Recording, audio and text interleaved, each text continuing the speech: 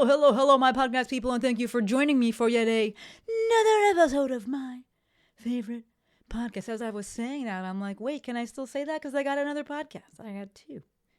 I'm going to have to rework that. Can't give preference to one over the other. I'm open to suggestions. You guys suggestions on what I should say there? Let me know. Hit me up. But if you are tuning in, listening, watching on the day that this drops, it is Monday, August 11th. August is rolling right along. We have been having a little bit of June gloom mornings. It's August, yes, but we've been having a little bit of June gloom mornings, which I'm not mad about because it burns off and it's still the best fucking place ever to live. So it's fine.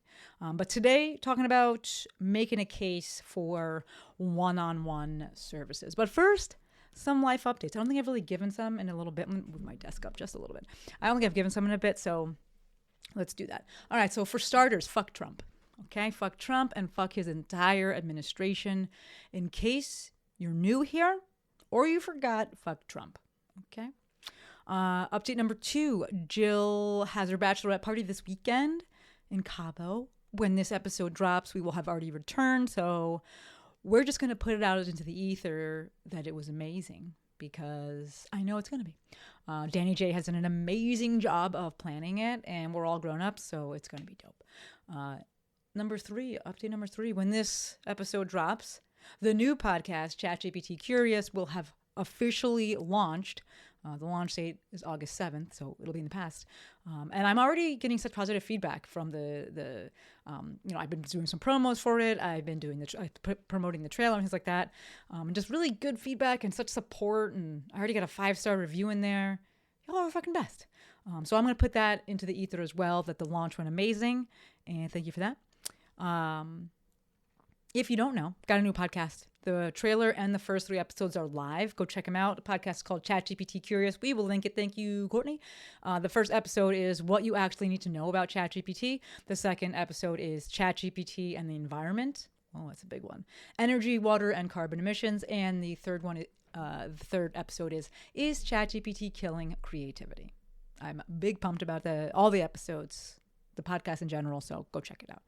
I also have a companion newsletter that goes out every Thursday. So the new episodes drop every Thursday, and I have a companion newsletter that goes out as well.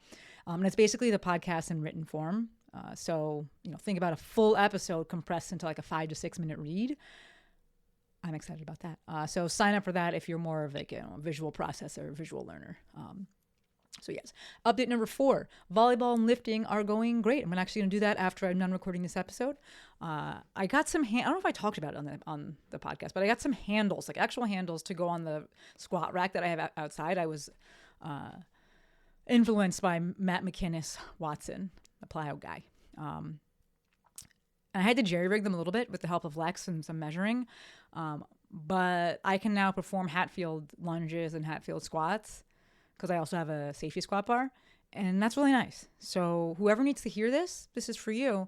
Stability is your friend, right? Increased stability equals increased gains. So use your hands if you need to hold on for things. When you're doing lower body stuff, go ahead and use your fucking hands. Right? Yes, go ahead and use more load because you're using, to offset the amount that you're helping out with your upper body, but it's fine. And I'm sure that there's some life lesson or business lesson that you can take away from that. So go ahead and do that if you want, but hold on, give yourself some stability and get some gains. Update number 5, Gestad. I am still missing it. Like absolutely, objectively still missing it. So yes, planning on going back next year. Pray that I get a zillion credit card points between now and then. So yeah. Let's pivot into the business updates. I did sneak in a business update, I guess, technically with that ChatGPT Curious one. But let me drop 2 more actual business updates and then we'll hop into the episode. So number 1, if you're on my email list, then you actually read the monthly recap for July, then perhaps you saw this. I am retiring the Instagram intensive. It has been 6 amazing years. I'm pretty sure it's been 6 years. Over 550 amazing participants, and I'm just ready to move forward, like largely in the direction of AI, but I'm ready to move forward. And so the final round 17, will be this fall, probably in September, which will be sometime next month. The interest list gets $100 off and guaranteed access to all of the information about the dates and such. So if you want to add your name to that list, It will be in the show notes. No obligation to actually enroll, but just way, you guarantee that you don't miss out on the dates and everything. So that will be in the show notes. Thank you, Courtney. Business update number 2. Speaking of interest lists, last week I wrapped up cohort number 1 of Press Publish, which is the 8-week program that I started that is guaranteed to get you to launch your first podcast. Like 100% guarantee. And dude, I fucking loved it. It was fucking amazing. It was so different than any other program that I've run in that the promised outcome was a concrete thing. And they did it. It wasn't like, you'll get more confident and you'll feel better. Like, yeah, we can, even with Legacy, we promise a bigger launch, your biggest launch, but it's not like as tangible as like, you have a podcast now. You didn't fucking have that before. And now you have it. It's amazing. The first round we had 3 people. 2 people have already launched their podcast. The third one will have launched by the end of this month. She's on a slightly different schedule because she took a dope fucking trip in the middle of the program. And I allowed her to start the program and do it, asynchronously because I know her. I wouldn't do it with anybody else. You all know I'm very stingy with that. But it made sense for her. And so she'll be launching it shortly. But the program was awesome. The feedback was awesome. Being there with them as they completed the process and getting to watch, and they're learning the tech and they're overcoming these hurdles, and they're realizing that it's not nearly as scary as they thought it would be. And now they have a process for these things, or process if you're from Canada, And then I was literally able to search for their podcast on Apple and on Spotify. I looked at both. And I was able to listen to it. Like, it was fucking awesome. And I'm definitely running again, probably sometime in like October. So if you're interested, go get on the wait list for that. Again, no obligation to join if you're on the wait list. It's just a guarantee that you won't miss out on the information. So we will link that in the show notes as well. Thank you, Courtney. Okay, so let's hop into the main course of the episode, which is making a case for one-on-one services. A bit of a maybe, sharp left turn from I just promoted 2 group programs, but actually not that much of a sharp turn because the second one I promoted, there's only 3 people in it, which is kind of the closest thing you'll get to one-on-one without actual one-on-one. But the reason that I'm making a case for one-on-one services is because it's what people fucking want, right? I know that in the online space, leveraging your time is all the rage and it's what's really pushed and promoted. And it's a good thing. Right? I do get why it's promoted and pushed, but the one-on-one model isn't the complete opposite of this idea of leveraging things, at least not in the way that it oftentimes gets portrayed. Right? Something that I mentioned in the last episode that it's worth bringing up again is, are people buying things right now? I don't fucking know across the board. Right? I can't speak for everyone in every single niche, but yes, in general, people buy stuff, and also no, people don't buy stuff because they're, cognizant of what's going on and nervous, right? So, are people absolutely, can I say with fair certainty that people are absolutely thinking about money right now? Yes, absolutely.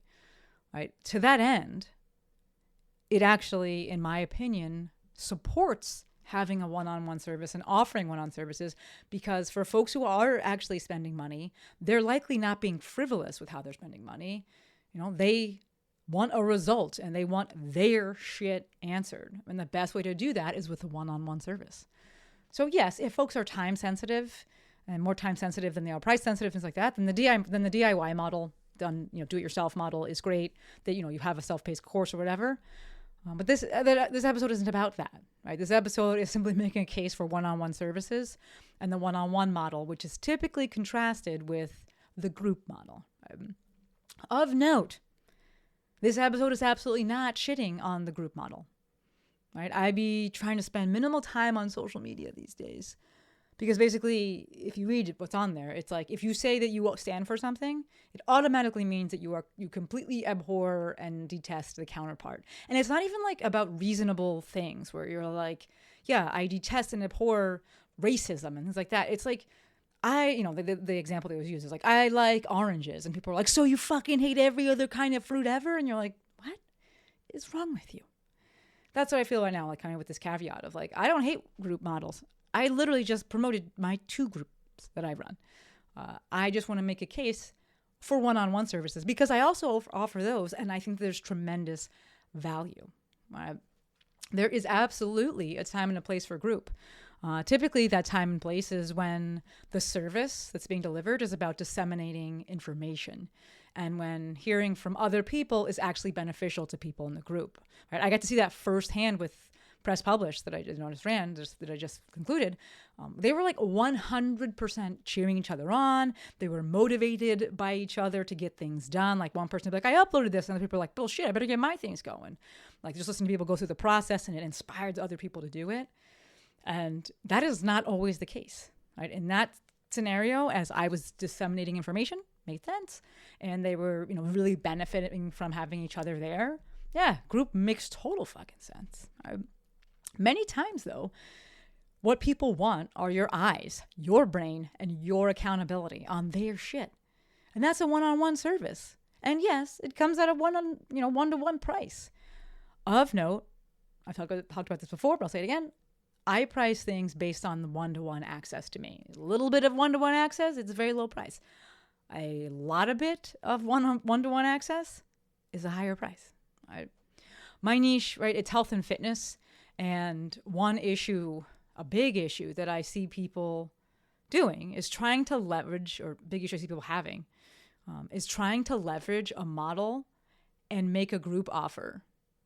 And they're not doing it correctly. And there are two main issues that I see pop up. One, people don't want it. They're consumers, they don't want it. They're like, I don't want to be in group with Kathy and Susan and Beatrice. Like, I don't fucking care what their problem is. I actually don't care. They don't want it. I don't have time. I'm busy. I just want you to tell me what to do. Right? The other problem that I see, and this is on the coaches' end, is that they end up making this thing that is, quite honestly, one-to-one, disguised as group and priced as group. Right? Where they have a group call that like nobody shows up to. And then the people still get custom programming and they still get one-on-one feedback. And I'm like, what are you doing? Just call it one-on-one and let it be one-on-one and give it to that fucking group call that no one's going to anyway, that like you kind of are dreading doing. Right? I get that a lot of people are teachers and so they want that side of things, but a lot of people don't want that component. But you can still give it to them, and I'm going to talk about that how in a second, right? So again, group works really well when the service is information dissemination. But if the service is a fitness program or like a training program, it's probably best as one-to-one, right? Like, let people fucking do their things. I think that most people don't really want to learn stuff. They just want the outcome. But you can still teach them things as you help them get the outcome. Because the goal is to, I hate this fucking word, but it's right, it's to empower them, right? So that they can do these things on their own so they don't need you. So as you're going, you can teach people how to track macros or how to fucking know their RPE for lifting or exercise selection or exercise modification or like mind muscle connection, like where they're supposed to feel it. They'll still come to you for the fucking programming. It's fine. They're still gonna be like, I don't really want to do this. But how many coaches out there get programming from someone else? A lot, because you're just like, my brain is tired. I know how to do it, but my brain, right? Or people just need to change. Right? So you can still teach people things, but it doesn't have to be in that formal setting of like, we have a group call every Tuesday and people are like, don't want to actually go to it. Right? I get that you want to teach people things and help them and empower them. I love that. They have to want it too. But you can still do that in the one-on-one and as you're helping them get the results, right? And you're just explaining, this is why we're doing this. This is why we're cutting this. This is why we're adding this. This is why we're focusing on this. Whatever. One of the things that I see with my people, and my guess is that if you're listening to this, you likely do the same thing because you're my people. And to quote Seth Godin, people like us do things like this. There's a desire to over-deliver. And I love that. I love that you want to do that. And oftentimes that, as it comes to working with people, that often manifests as wanting to do all these check-ins and things like that. Most folks don't want all those fucking check-ins. And the best folks don't even need them. I'll say it. Right? If you're newer in your career, let me go back. I need to have a little fucking caveats. Not to say if you personally like check-ins, you're not the best. But I know that if you've been in the game, you know what I'm talking about. Right? People will need, your best clients will need check-ins from time to time, but they're easier. They don't need you every 5 fucking seconds. Right? I said what I said. If you're newer in your career, newer working people, you'll you'll need to experience this firsthand to really understand what I'm saying. And that's a good thing, meaning your first iteration of something is always the most robust. You get the most things in it. You got spending the most time. It's probably the lowest price point. You are doing the most. Love that. And then you get results and you realize, hey, actually I can scale back and maybe I'm doing people a disservice. That's a real thing. Like maybe I'm doing people a disservice by like being all up in their shit all the time. The same thing goes for, as you know, the same approach often goes for one-on-one, right? Where you start and you're doing the most and then you're like, oh, I realize I can pull back some and still get amazing outcomes, right? And what that means is that you're not time poor. Right? You're not as time poor as when you're doing the most for everyone all the time. Yes, there will still be a time requirement and a time commitment to things. Again, we always talk about time flexibility versus time freedom. You still have to work. Yes, but you get to choose when and how and with who. I don't know if it's supposed to be with whom. I don't fucking know. But I actually think that this is where we see fitness businesses and business to business online coaching businesses, like AKA, you know, business information dissemination as inverses here. With a fitness business, you can have more one-on-one clients because they need less one-on-one FaceTime, right? Changing a program, modifying a program, getting a check-in doesn't require a call. You can if you want, but you could also just do a Loom video and like go over the program and send it to them. And most people don't want to fucking hop on a call.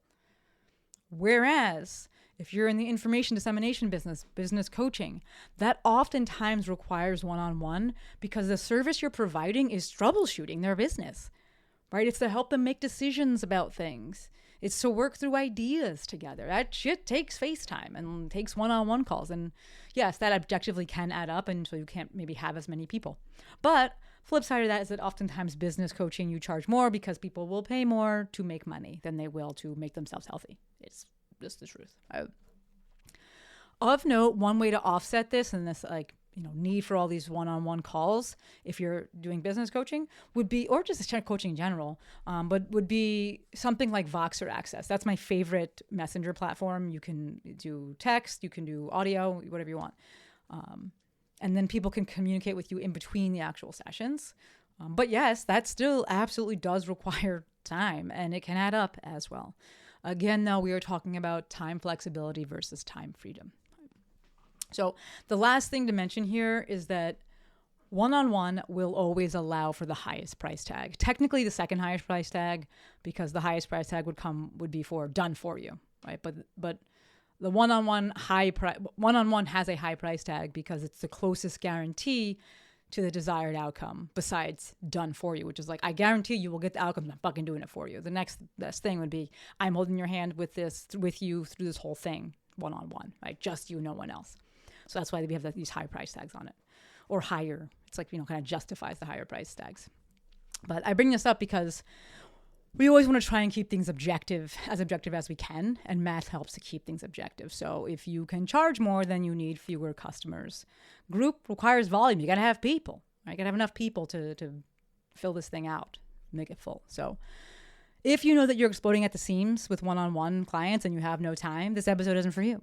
Right? But most folks aren't there yet. And I think most folks are trying to figure out what model they want, what model lean into. And I just want to make a case for one-on-one services. Yes, I run group, but I still do and always will offer one-to-one services. Right? I offer a one-on-one service called the Maestro meeting. Everyone starts there. You can check it out in the show notes. I have folks that go from my other programs, higher programs, into that, as opposed to going into ongoing one-to-one coaching. It's just, they take a meeting whenever and as is needed, right? My point being, there's different ways to run one-on-one, and I just want to make a case for these one-on-one services. All right. I'm going to wrap it up there. I'm looking at the time. It's time to get going. Be sure to check out all the links in the show notes. Thank you, Courtney. And as always, endlessly appreciative for every single one of you. Until next time, friends, Maestro out.